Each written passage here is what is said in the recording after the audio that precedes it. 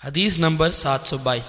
حضرت شفیق فرماتے ہیں، میں حضرت عبداللہ اور حضرت ابو موسیٰ رضی اللہ عنہ کے پاس بیٹھا ہوا تھا تو حضرت ابو موسیٰ نے فرمایا، اے عبد الرحمن، آپ کا کیا خیال ہے اگر کوئی شخص جنبی ہو جائے اور 1 ماہ تک پانی نہ پائے تو نماز کے بارے میں کیا کرے؟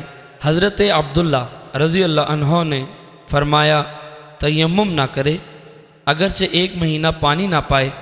حضرت ابو موسیٰ نے فرمایا، سورہ مائدہ کی اس آیت کا کیا کرو گے جس میں فرمایا، ترجمہ، اگر تم حالت جنابت میں پانی نہ پاؤ تو پاک مٹی سے تیمم کر لو۔ حضرت عبداللہ رضی اللہ عنہ نے فرمایا، اگر اس آیت سے ان کو رخصت دی جائے تو ہو سکتا ہے وہ پانی ٹھنڈا ہونے کی صورت میں بھی مٹی سے تیمم کر لیں۔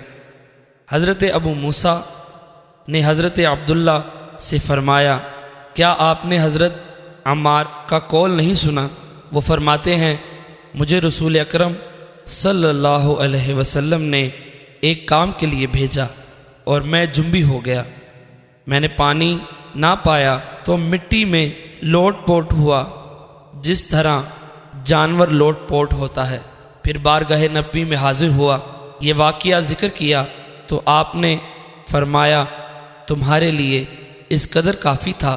ہم نے اپنے مبارک ہاتھوں کو ایک بار زمین پر مارا، پھر بائیں ہاتھ سے دائیں ہاتھ کا مسح کیا اور ہاتھوں کے ظاہر اور پھر چہرے کا مسح کیا۔ حضرت عبداللہ رضی اللہ عنہ نے فرمایا، کیا تم نہیں دیکھتے کہ حضرت عمر رضی اللہ عنہ نے حضرت عمار رضی اللہ عنہ کے قول پر کنات نہیں کی؟